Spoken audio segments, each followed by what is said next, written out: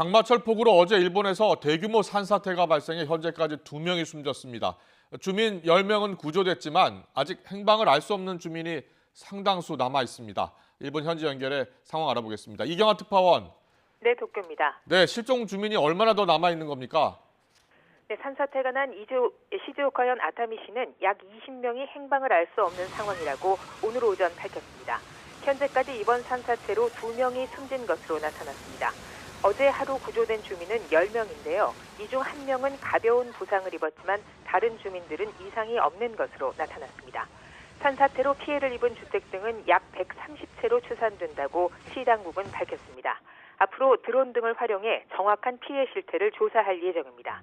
현재 피해 지역 주민 380여 명은 학교와 공공시설 등으로 대피해 있는 상태입니다.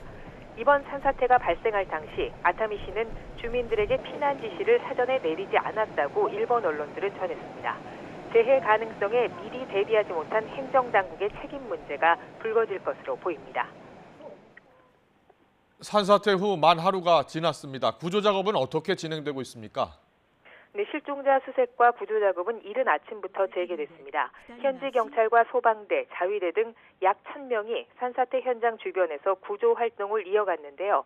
하지만 비가 오다 그치다를 반복하면서 오늘 오전 9시 50분쯤 중단된 상태라고 NHK는 전했습니다.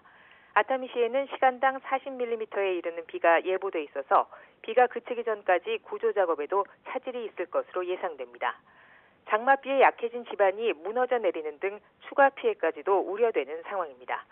스가 총리는 오늘 오전 11시쯤 열린 관계 강요 회의에서 실종자 수색과 피해 지역 복구에 전력을 다할 것을 지시했습니다.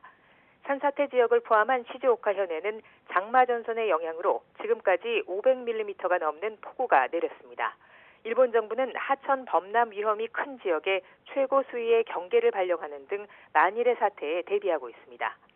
지난해 오늘 일본 큐슈에서는 기록적인 폭우로 하천이 범람하는 등 피해가 잇따르면서 77명이 숨지는 등 장마철 재해가 매년 반복되고 있습니다. 지금까지 도쿄에서 YTN 이경아입니다.